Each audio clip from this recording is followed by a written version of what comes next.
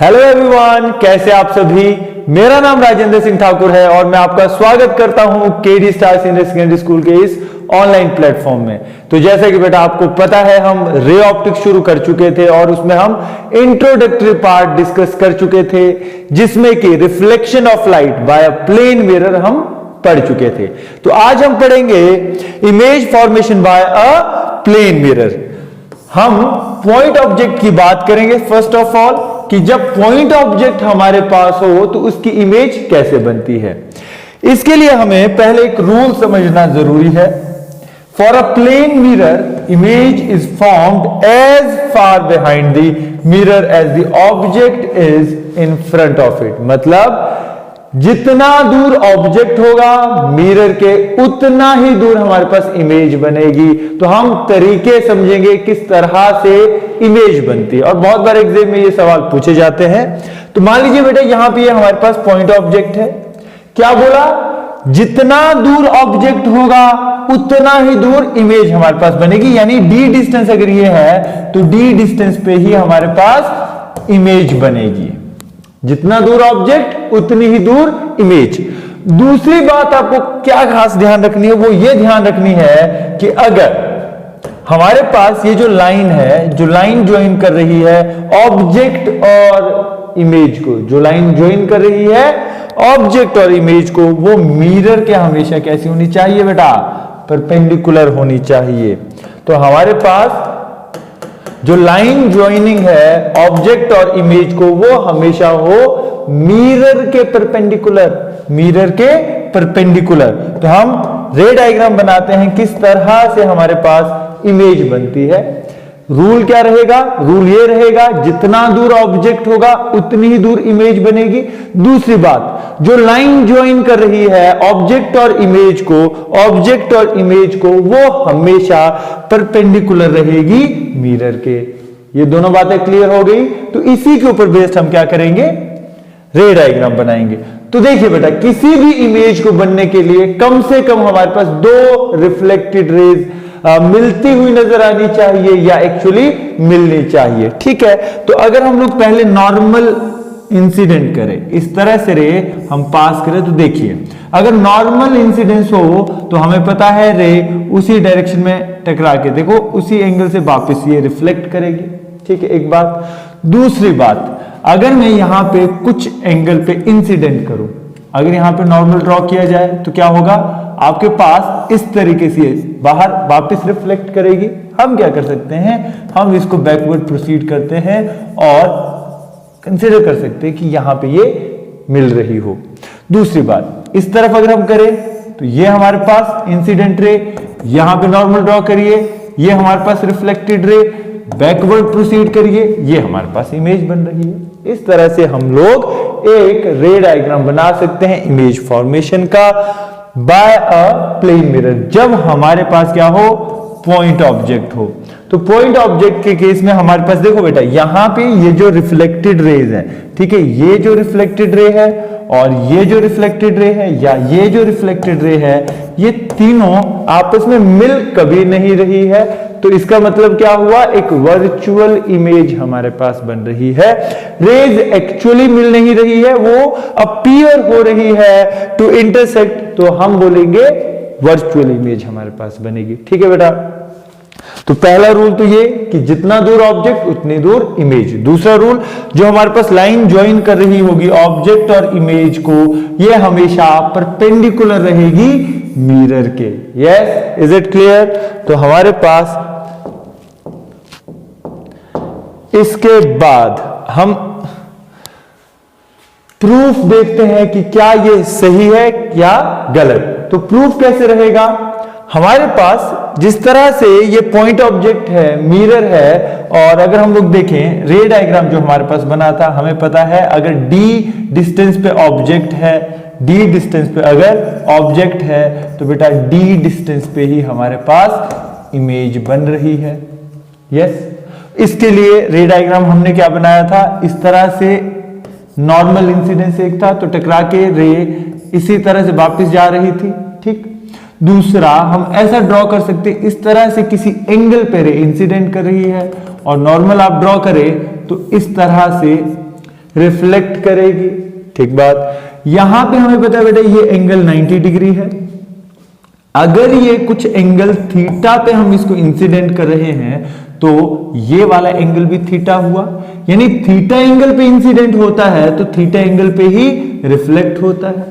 ठीक, तो हमें लगता क्या है कि ये जो रे इस तरह से जा रही है, बैकवर्ड प्रोसीड करे तो यहां पे हमें लगता है ये मिलेगी या ओरिजिनेट करेगी। ठीक, तो हम लोग इसमें भी देख सकते हैं कि अगर ड्रॉ करें तो आपके पास देखो बेटा ये एंगल 90 डिग्री, ऑब्वियसली जितना डिस्टेंस ये है उतना ही डिस्टेंस ये है। ठीक, आप सोचिए इसमें अगर हम लोग एंगल ड्रॉ करें तो सिमिलर सिचुएशन रहनी है, ये भी एंगल हमारे पास थीटा, और अगर ये 90 डिग्री, आप सोचिए ये अगर नॉर्मल हम ड्रॉ कर रहे हैं इसके साथ तो 90 डिग्री ये थीटा, तो रिमेनिंग एंगल देख लीजिए बेटा, हमारे पास ये एंगल रहा 90 माइनस थीटा, तो ये एंगल भी क्या रहेगा, सेम सिचुएशन हमारे पास रहेगी थीटा, और ये 90 माइनस थीटा। तो हमारे पास कहीं ना कहीं कंडीशन आ रही कॉन्ग्रुएंट ट्रायंगल की, जो हमारे पास right angle hypotenuse side congruent condition है, उसमें अगर हम लोग देखें है ना, आरएचएस कॉन्ग्रुएंट जो हमारे पास कंडीशन है उसमें हमें क्या लग रहा है, ऑब्वियसली ये एंगल थीटा, ये 90, ये 90 तो ये भी 90, हमारे पास ये डिस्टेंस सेम, हमारे पास ये कॉमन है, ये साइड कॉमन है, तो हाइपोटेन्यूज भी बराबर, यानी हमारे पास ये बहुत क्लियरली नजर आ रहा है जो ट्राइंगल, अब मैं इसको नेम दे देता हूं, let us suppose it's O, it's P, इसको नेम दे देते हैं पी, इसको दे देते हैं एन। ठीक है, तो हमारे पास ट्राइंगल ओ पी एम वो कहीं ना कहीं हमारे पास क्या है, बराबर है ट्राइंगल आई पी एम के, यस और नो। तो हमें ये क्लियरली नजर आ रहा है, अगर ये हमारे पास कॉमन साइड यानी बराबर है, एंगल सेम है, जो हमारे पास कॉन्ग्रुएंट ट्रायंगल है उसके मुताबिक हमारे पास OM भी बराबर हो रहा है MI के, यानी जो ऑब्जेक्ट डिस्टेंस है इमेज डिस्टेंस के बराबर आ रहा है। ठीक है बेटा, यहां तक बात क्लियर। तो इस तरह से हमें समझ आया कि जितना दूर ऑब्जेक्ट होगा उतना ही दूर हमारे पास इमेज बनेगी। ठीक है, तो हमारे पास इसके अलग अलग एग्जांपल है। देखिए, the line joining a point object and its image is perpendicular to the reflecting surface. ये रूल हम समझ चुके हैं, जैसे हमने बोला जितना दूर ऑब्जेक्ट उतनी दूर इमेज, वैसे ही जो line joining object and image होगी वो हमेशा परपेंडिकुलर रहेगी मिरर के। जैसे यहां पे ये ऑब्जेक्ट है और ये मिरर है, तो आपके पास ये इस तरह से सोचिए, जितना दूर ऑब्जेक्ट अगर है, इसका अगर ये डायग्राम अगर हम बनाएं, देखो x डिस्टेंस पे ऑब्जेक्ट है तो x डिस्टेंस पे ही इमेज बनेगी। तो रे डायग्राम कैसे बनेगा, पहली बात तो हमारे पास देखिए ये इस तरीके से जाएगा, आप सोचिए ये इस तरह से जाएगा और गया, टकराने के बाद वापस, इस तरीके से हम समझ सकते हैं। दूसरा, ये हमारे पास रे इंसिडेंट कर सकती है, नॉर्मल ड्रॉ कर दीजिए, ये रिफ्लेक्ट कर जाएगा। सेम सिचुएशन, ये ऐसे जाएगा, इंसिडेंट किया, हमारे पास नॉर्मल हमने ये ड्रॉ किया और ये रिफ्लेक्ट कर जाएगा। तो आप क्या करिए, इनको बैकवर्ड प्रोसीड करिए और देखिए कहां पे इमेज बनती है। इस तरीके से हमारे पास इमेज बनेगी। अब हमारे पास दूसरी कंडीशन है, मिरर ये है, ऑब्जेक्ट यहां है, तो अब कैसे करें, अगर हमारे पास ऑब्जेक्ट डायरेक्टली मिरर के सामने नहीं है तो हमें क्या करना है, हमें फील्ड ऑफ व्यू समझना है कि भाई इमेज बन सकती है अगर हम इसको एक्सटेंड करें, इस मिरर को क्या करें, एक्सटेंड करें। देखो हमारे पास ऑब्जेक्ट तो बनेगा, सपोज अगर ये x डिस्टेंस पे ऑब्जेक्ट है तो उतनी ही दूर पे हमारे पास इमेज बनेगी, यानी इमेज तो हमारे पास इसके सामने ही बनेगी। तरीका क्या रहेगा, आप सोचिए, एक तो हमारे पास यहां पे इस तरह से रे इंसिडेंट कर रही है, अगर हम नॉर्मल ड्रॉ करें तो क्या इस तरीके से ये रिफ्लेक्ट करेगी। दूसरा, क्या हम ऐसे अंडरस्टैंड कर सकते, रे इंसिडेंट करें तो ये रिफ्लेक्ट कर जाएगी। तो अगर हम लोग बैकवर्ड प्रोसीड करें तो हमारे पास ये देखिए, समझ रहे हैं, इस तरीके से आप ड्रॉ करिए, सो दैट आप बैकवर्ड प्रोसीड करें तो आपके पास ये जो है यहाँ पे इंटरसेक्ट करती हुई नजर आए। ठीक है बेटा, इस तरीके से हमारे पास इमेज फॉर्मेशन होगी। अब सपोज हमारे पास इस तरह से मिरर है, यहाँ ऑब्जेक्ट है, तो हमें पता है ऑब्जेक्ट और इमेज को जो लाइन ज्वाइन कर रही है वो परपेंडिकुलर होगी मिरर के। तो मिरर के परपेंडिकुलर कुछ ऐसी ही लाइन जाएगी, यस, इस तरीके से ही लाइन जाएगी। तो आप ये सोचिए x डिस्टेंस अगर ऑब्जेक्ट है तो x डिस्टेंस ही इमेज होगी। तरीका क्या रहेगा, पहली लाइन तो ऐसे ही आप इंसिडेंट अगर करें तो वैसे ही रिफ्लेक्ट कर जाएगी क्योंकि मिरर से रिफ्लेक्ट होनी है। दूसरा आप ये कर सकते हो ऐसे, और आप ड्रॉ कर सकते हो नॉर्मल, और ये रिफ्लेक्टेड रे आप ऐसे शो कर सकते हो कि ये रिफ्लेक्टेड रे है। सिमिलर कंडीशन आप ये और रिफ्लेक्टेड रे इस तरीके से। तो बैकवर्ड प्रोसीड करिए, आपके पास तो जो हमारे पास बैकवर्ड प्रोसीडिंग है वो हमें बताती है किस तरह से हमारे पास यहाँ इमेज बनती है। डन। ये हमारे पास अलग अलग तरह से रे डायग्राम इमेज फॉर्मेशन का समझ गए। जितना दूर ऑब्जेक्ट उतनी दूर इमेज, जितना दूर ऑब्जेक्ट उतनी दूर इमेज, जितना दूर ऑब्जेक्ट उतनी दूर इमेज। दूसरा, line joining object and image is perpendicular, यहां पे भी परपेंडिकुलर, यहां पे भी परपेंडिकुलर। ठीक है, यहां तक बात क्लियर। अब ये हमारे पास क्वेश्चन है, find the location of image in the following case. क्या लगता है बेटा आपको? अब सोचिए, हमारे पास ये पॉइंट ओ डैश है, ओ प्राइम है, और ऑब्जेक्ट यहां से 2 मीटर डिस्टेंस पे है। कितना डिस्टेंस पे? 2 मीटर डिस्टेंस पे, और एंगल 30 डिग्री एंगल पे ये मिरर के हैं। तो क्या हमारे पास यहां होगा?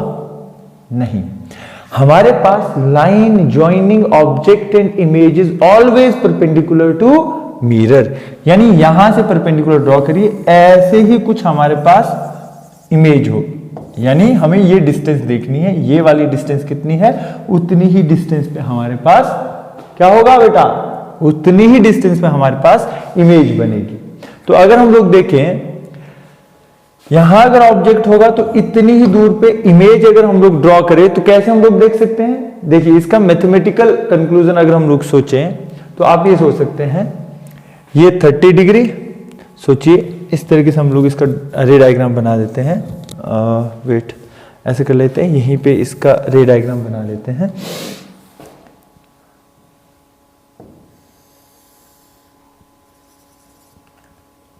Late it be O prime O M, और ये मान लीजिए हमारे पास इमेज है। ठीक, अब सोचिए ये 2 मीटर, एंगल के साथ कंपोनेंट, अगर मैं वेक्टर रिजॉल्व करूं, एंगल के साथ कंपोनेंट 2 cos थीटा, एंगल का ऑपोजिट 2 sin थीटा, यानी ये जो डिस्टेंस है अगर हम ये निकाल दें तो हमारे पास इमेज डिस्टेंस तो आ ही जाएगी। ये डिस्टेंस कितनी होगी? ये कहीं ना कहीं हमारे पास होगी बेटा 2 sin 30, यस और नो? 2 sin 30, sin 30 की वैल्यू 1/2, 2 into 1/2 यानी 1 यूनिट। अगर ये मीटर है, ऑब्वियसली मीटर है, तो ये कितनी रही? ये 1 मीटर डिस्टेंस रही। अगर हमारे पास मिरर से ऑब्जेक्ट परपेंडिकुलरली 1 मीटर पे है तो इमेज डिस्टेंस कितनी हुई? ये भी हमारे पास कितनी होगी बेटा? 1 मीटर हमारे पास रहेगी। Yes, is that clear?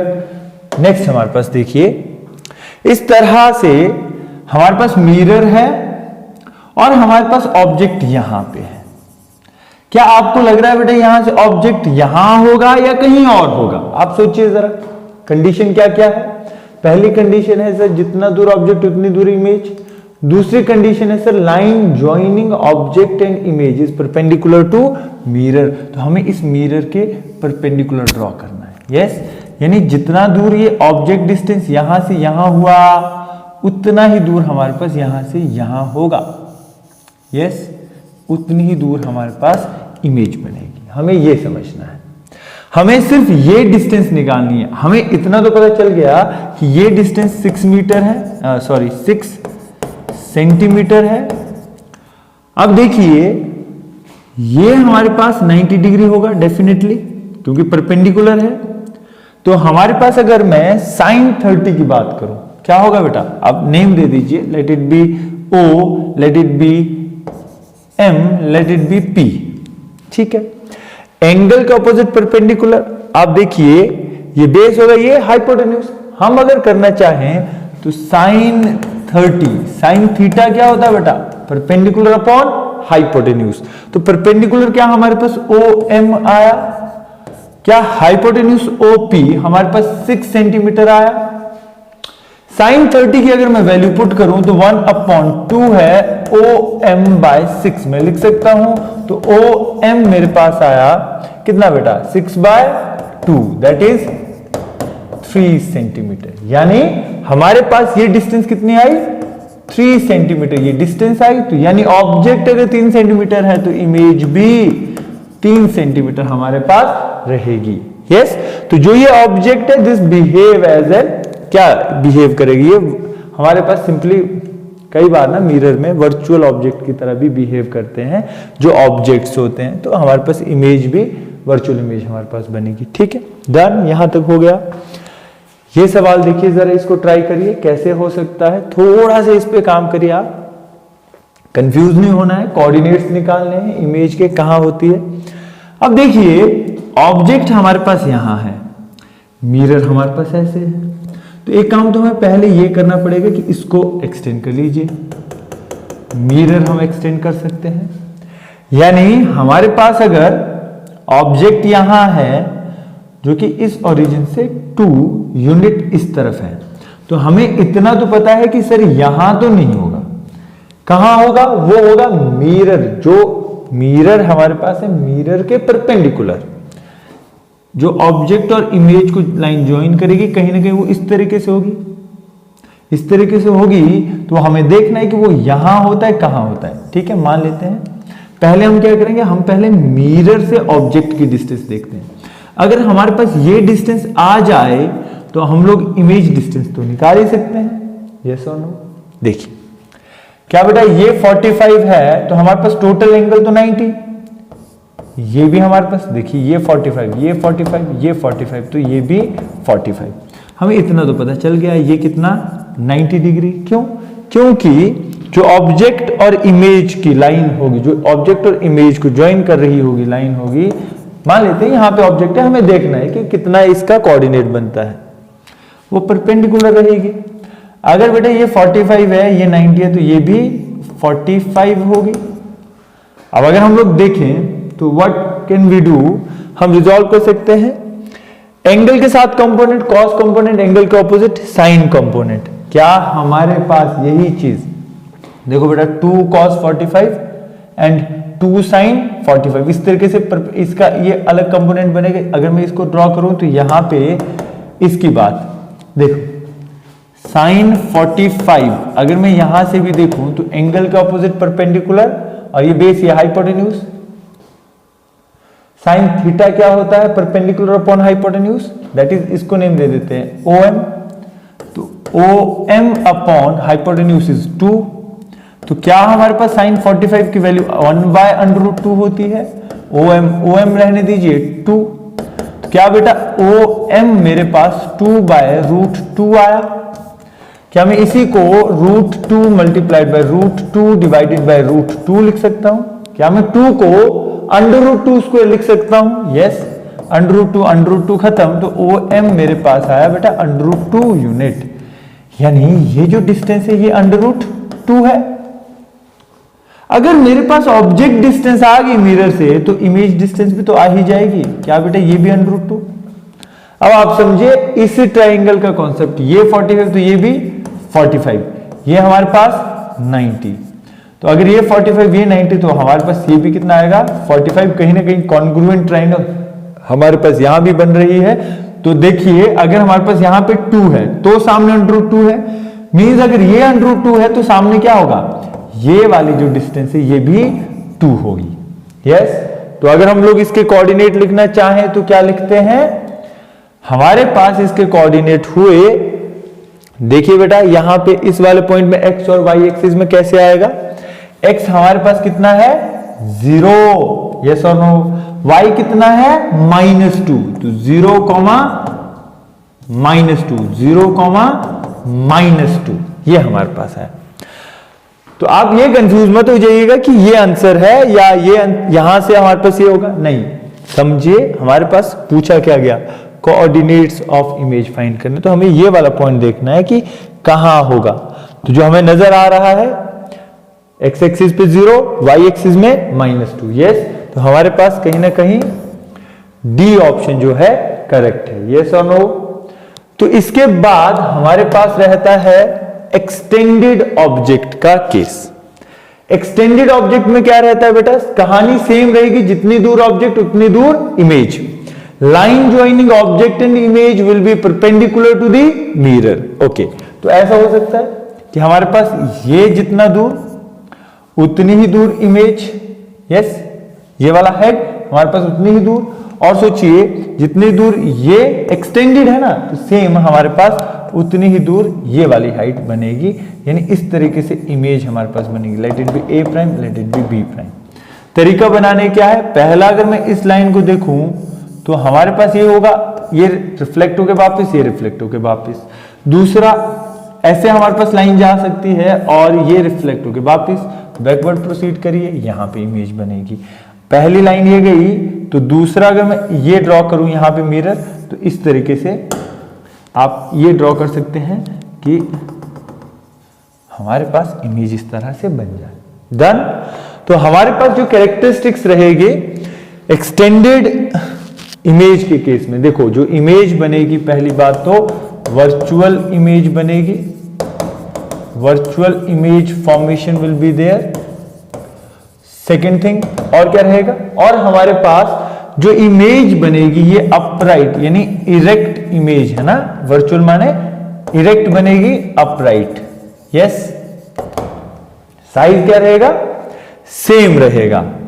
जो साइज ऑफ इमेज रहेगा, size of image and object, ये रहेगा सेम, ठीक है। यानी मैग्निफिकेशन इस केस में आगे बहुत डिटेल में हम कॉन्सेप्ट पढ़ेंगे मैग्निफिकेशन। तो मैग्निफिकेशन का अगर हम लोग देखें, मैग्निफिकेशन हमारे पास यानी साइज ऑफ इमेज या height of image to the height of object, ये रेशियो रहता है वो हमारे पास सेम, क्योंकि height of image height of object रहेगा तो 1 हमारे पास ये आना है। तो मैग्निफिकेशन हमारे पास क्या रहेगी, 1 रहेगी, ठीक है। यहां तक आई होप आपको क्लियर हो चुका हो। तो हमने अभी तक क्या पढ़ा, अभी तक हमने सिंपली ये पढ़ा कि किस तरह से हमारे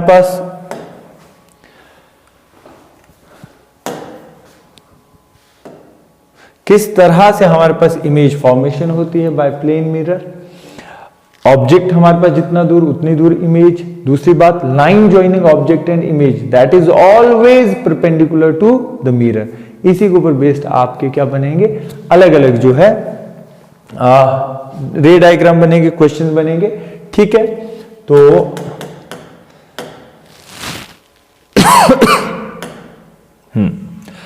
अब देखिए इसको हम लोग ट्राई करते हैं। यहां पे अगर हम लोग इसके एक्सटेंडेड ऑब्जेक्ट के केस में डायग्राम बनाएं, देखो जितना दूर ये उतनी ही दूर इमेज, यस और नो। जितना दूर ये तो उतना ही दूर यहां, तो ड्रॉ कर दीजिए इस तरीके से। This is the image formation A prime B prime. अब देखो ये पॉइंट जितना दूर उतना ही दूर, ठीक है, इमेज में उतना ही दूर इमेज में।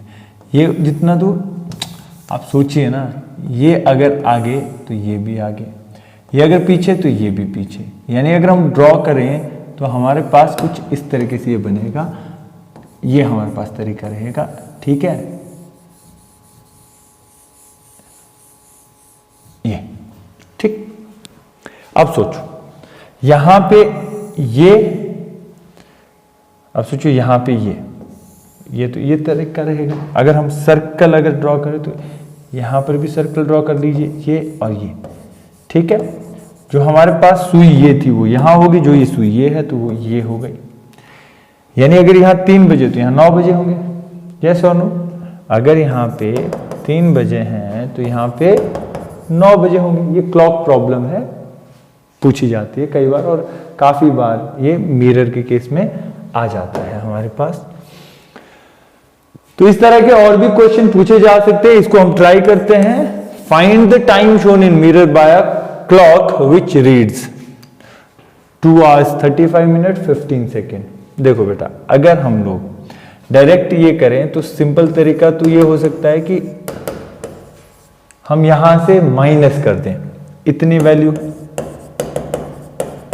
तो अगर हम लोग ये सॉल्व करते हैं तो यहां से कैलकुलेशन हमारी बनेगी नहीं, एग्जैक्ट आंसर हमारे पास आएगा नहीं। तो आपको एक ट्रिक ध्यान रखनी है, एक तरीका याद रखना है, जिससे से आप इस तरह के कोई भी क्वेश्चन सॉल्व कर सकते हो। क्या रहेगा? हमने 12 बजे को क्या करना बेटा, थोड़ा सा दूसरे तरीके से लिखना। क्या हम ऐसे लिख सकते 11 hours 59 minutes 60 seconds लिख सकते हैं। 11 hours, ठीक है, 11 घंटे 59 मिनट 60 सेकेंड। तो अगर हम यहां से माइनस करिए 2 घंटे 35 मिनट 15 सेकेंड, कर दो सॉल्व। 10 में से 5 गए 5, यहां कितना बचा बेटा 4, कितना बचा 4, और हमारे पास यहां कितना बचा 2, और यहां पे कितना बचा 9। ये सो 9, हमारे पास 9:24 ये आएगा, ये आंसर हमारे पास फाइनल रहेगा। तो इसी तरीके से आप और भी नंबर ऑफ क्वेश्चंस ट्राई कर सकते हैं, तरीका यही रहने वाला है।